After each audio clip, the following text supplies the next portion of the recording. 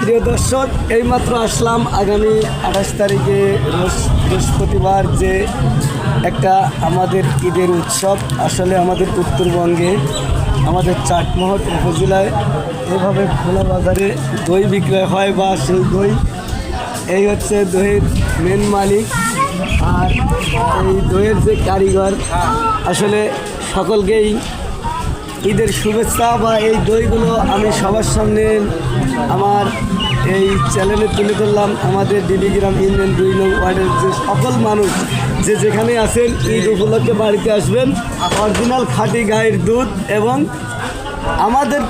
আমাদের মানুষের হাতে তৈরি সুন্দর দই, যে যেখান থেকে আসবেন এই দইয়ের দাওয়াত রইল। আমাদের ঈদগাহ মাঠ থেকে নামাজের পর যখন আপনারা বার হবেন, দই, মিষ্টি এবং সকল প্রকারের পণ্য বেচা কিনা হয়, সেটা যেন সকলের মন জয় করতে পারে, সেজন্য আমাদের কাটাখালীর মানুষের উদ্যোগ এবং ভালোবাসা। এই পর্যন্ত আজকের ভিডিও শেষ করলাম। খোদা হাফেজ, ঈদ মুবারক। প্রিয় দর্শক, এইমাত্র আসলাম আগামী 28 তারিখে বৃহস্পতিবার যে একটা আমাদের ঈদের উৎসব। আসলে আমাদের উত্তরবঙ্গে আমাদের চাটমোহর উপজেলায় এভাবে খোলা বাজারে দই বিক্রয় হয় বা সেই দই এই হচ্ছে দইয়ের মেন মালিক।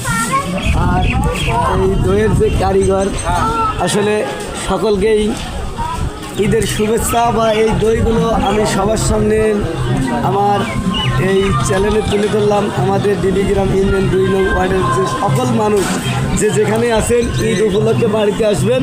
অরিজিনাল খাঁটি গাইয়ের দুধ এবং